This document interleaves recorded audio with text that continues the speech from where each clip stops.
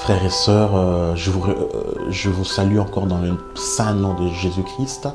Nous continuons avec ce thème, la crainte de l'Éternel. Et dans le thème précédent, je parlais de l'importance de la crainte de l'Éternel. Et je dis qu'il fallait que nous, comme responsables, que les responsables devaient eux-mêmes s'inculquer cette crainte, la crainte de Dieu, du fait que nous marchons devant la face du Seigneur. Nous ne marchons pas devant la face de l'homme, mais nous marchons devant la face de l'Éternel. Et inculquer également aux autres que l'importance de la crainte de l'Éternel, que nos assemblées soient remplies de cette crainte dans nos agissements, dans nos comportements, en famille, dans notre vie quotidienne. Pourquoi? Parce que la crainte de l'Éternel, ce n'est pas seulement dans le dimanche, quand on se rencontre dans nos cultes. Ce n'est pas seulement le jour de l'intercession ou bien le jour de la prière.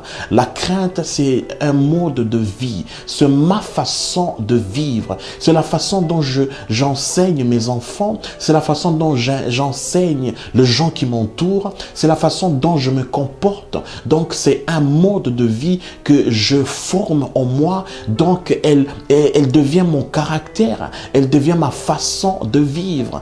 Donc, et maintenant, nous allons voir qu'est-ce que c'est la crainte de Dieu. Nous allons énumérer quelques points qui donnent la signification de la crainte de l'Éternel. Premièrement, vous me permettez, je vais lire dans les Saintes Écritures, c'est dans les livres de Proverbes.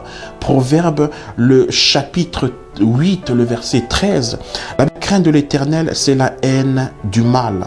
L'arrogance et l'orgueil, et là, c'est que je hais. La crainte de l'Éternel, c'est la haine du mal. Premièrement, frères et sœurs, nous devons savoir que la crainte de l'Éternel, c'est lorsque nous haïssons le mal. Nous devons apprendre à haïr le mal. Tout ce qui n'est pas juste, tout ce qui n'est pas bon, tout ce qui n'est pas agréable aux yeux de Dieu, tout ce qui est arrogant, tout ce qui est orgueil, tout ce qui n'est pas agréable même à l'œil de l'homme. Donc tout ce que nous faisons de mal, mes frères et sœurs, n'est pas bien à Dieu. Donc nous devons haïr le mal. Le mal ne devrait pas être là où nous sommes, être dans nos vies, dans nos pensées même, dans nos agissements, dans nos rapports, haïr le mal. Bien sûr, il vous sera difficile peut-être de vous habituer à haïr le mal. Nous devons haïr le mal dans nos rapports en famille, haïr le mal dans nos rapports en appartenance. Donc, quand nous haïssons le péché, quand nous haïssons l'iniquité, mes frères et sœurs, nous sommes agréables à Dieu. Nous sommes agréables à Dieu. La parole de Dieu nous dit dans les livres d'Hébreux, que Jésus a haï le mal et il a aimé la droiture, la justice. C'est pour cela que Dieu l'a oint. Donc, frères et sœurs, Dieu nous oindra lorsque nous allons apprendre à haïr le mal, haïr tout ce qui est compromis, tout ce qui n'est pas conforme à la parole de Dieu, haïr tout ce qui n'est pas principe du royaume de Dieu, haïr tout ce qui est calomnie, haïr tout ce qui est critique, haïr tout ce qui est forme de cupidité, haïr tout ce qui n'est pas bien, tout ce qui ne vous permettrait pas de pouvoir accéder, de pouvoir aller au paradis, les œuvres de la chair, haïr toutes les œuvres de la chair. Donc frères et sœurs, je vous encourage aujourd'hui d'haïr tout ce qui n'est pas agréable à Dieu et d'aimer la justice et d'aimer la droiture. Voilà le numéro 1, que veut dire la crainte de l'Éternel. Deuxièmement, nous allons voir que veut dire la crainte de l'Éternel. C'est dans le livre d'Ésaïe, Ésaïe le chapitre 33, dans le verset le chapitre 33, dans le verset 6. La Bible dit ici que tes jours seront en sûreté. La sagesse et l'intelligence sont une source de salut. La crainte de l'Éternel, c'est là le trésor de Sion. La crainte de l'Éternel, c'est là le trésor de Sion. Mes frères, mes sœurs, la crainte de l'Éternel, c'est un trésor de Sion. Sion, c'est le prototype de l'Église. Sion, c'est l'assemblée. C'est là où les enfants de Dieu sont rassemblés. Mes frères, mes sœurs, si nous voulons voir un trésor, si nous voulons voir un bien-être, si nous une vie saine, nous devons marcher dans la crainte des dieux. C'est un trésor, c'est quelque chose de précieux pour nous, c'est quelque chose de bien pour notre vie, c'est quelque chose de bien pour notre voisinage. Apprenons à nos enfants à vivre dans la crainte, apprenons de Dieu, apprenons à nos collègues, à nos voisinages de vivre dans la crainte des dieux. Apprenons à nos assemblées à marcher dans la crainte de Dieu, car c'est un trésor. C'est un trésor que nous allons découvrir lorsque nous allons marcher dans cette crainte, lorsque cette crainte de Dieu deviendra un mode de vie, lorsque dans l'honneur, honorer l'Éternel, avoir une gratitude devant sa face, avoir l'amour devant sa face. Lorsque je marche dans cette crainte, dans la crainte de Dieu, frères et sœurs, c'est un trésor. Continuez à nous suivre. Le troisième point que j'aimerais vous partager avec vous, qu'est-ce que c'est la crainte de Dieu? C'est dans Psaume, dans le livre de Psaume, le chapitre 111, le verset 10. La Bible dit ici, la crainte de l'Éternel est le commencement de la sagesse.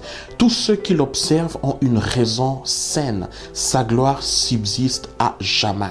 La crainte de l'Éternel est le commencement de la sagesse. Frères et sœurs, lorsque nous avons la crainte de l'Éternel, c'est le moment de toute sagesse, c'est de tout agissement, dès le commencement de toute intelligence. Lorsque nous avons la crainte de l'Éternel, frères et sœurs, avant de faire toute chose, je devrais avoir la crainte de l'Éternel. Voir mon agissement, est-ce que ça a rapport avec l'Éternel? Est-ce que je ne sors pas de ce cadre d'honneur et de respect envers mon Dieu? Donc, frères et sœurs, nous devons garder cette attitude de crainte de l'Éternel dans tout ce que je fais, dans mes rapports avec les autres. Car quand j'ai cette crainte, j'agirai avec sagesse.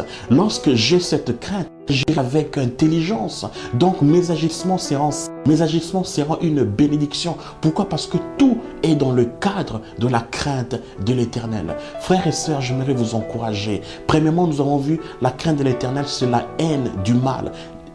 Haïssez le mal dans votre famille, haïssez le mal dans votre voisinage, haïssez le mal même dans votre ville, dans votre nation. Que le mal ne puisse pas prospérer, que le mal ne puisse pas se propager, que le mal, que la délinquance, que le banditisme, la criminalité ne devrait pas, la fornication ne devrait pas se transmettre, ne devrait pas se répandre, mais devrait se répandre la bonne nouvelle. Nous devons apprendre les gens à haïr le mal. Deuxièmement, nous avons dit la crainte de l'Éternel, c'est le trésor. Frères et sœurs, si nous allons marcher dans cette crainte, nous allons découvrir ce trésor. Nous allons découvrir ce bien-être en nous, dans notre assemblée. Nous allons voir que c'est bien, que c'est pour l'avenir de nos enfants, pour notre santé, pour notre vie, lorsque nous avons la crainte de l'Éternel. Et troisièmement, nous avons dit que la crainte de l'Éternel, c'est le commencement